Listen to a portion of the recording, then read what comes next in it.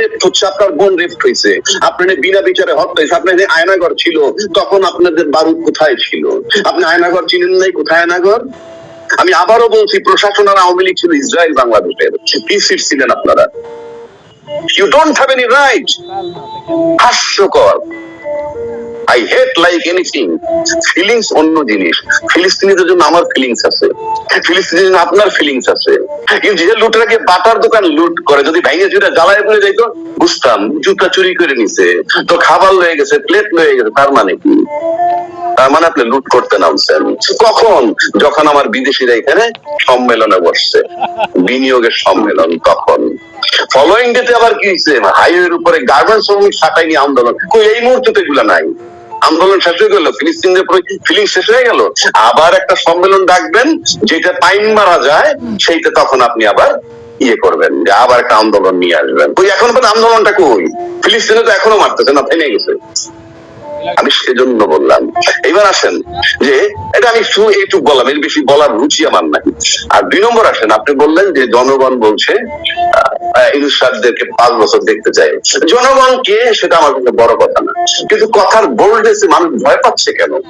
যে ইউনূস সাহেব আর 5 বছর থাকা দরকার, এই কথাটাই যে ভয়টা পায়, যারা বলে তার থাকার দরকার নাই, তাদের কথায় সেই গতি নাই, তাদের কথায় কোনো ইম্প্যাক্ট হয় না। তো এই দেশে বড় বড় রাজনৈতিক দল তাকে চায় না, নির্বাচন চায়, নির্বাচনের জন্য সিটিং করে করুক 100 ভাগ। আমিও তো বলি, অযোগ্য সরকারকে তাড়ায় দেন, মাই চ্যালেঞ্জ, তাড়ায় দেন, আমি আপনাদের সাথে থাকবো যদি আপনার আন্দোলন যৌক্তিক হয়, মাঠে নামতে পারেন। একবারও আমি বলি নাই ইউনূস সাহেব দেবতা না, ইউনূস সাহেব দেবতা না। আপনি ইউনূস সাহেবকে নামায় দেন না মাঠে নেমে,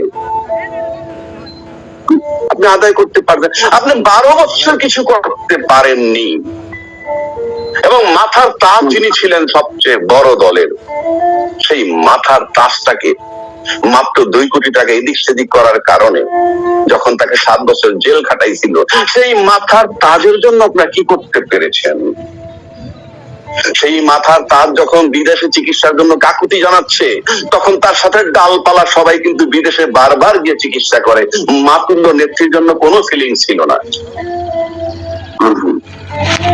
তাদের মাতুল্য নেত্রী যে যেতে পারে না, কোথায় টাচ করেছিল তাদের? আমি কিন্তু খুব দুঃখের কথাটা বলতেছি, কোন প্রেমে না, কারো বিরুদ্ধে নয়।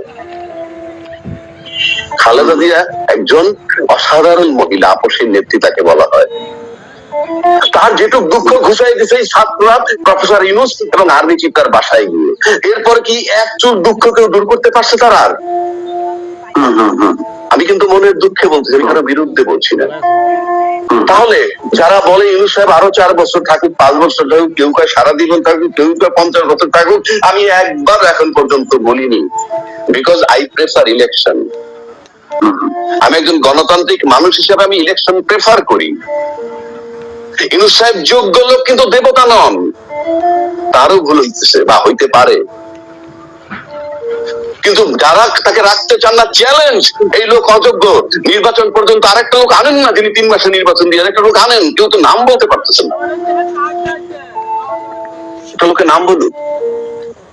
আপনি আপনার একটা নেতাকে কেন স্যাটায়ার করবেন উইদাউট এনি লজিক? আমি আবারও বলছি, ইউনূস সাহেব আমি দেবতা মনে করতেছি না।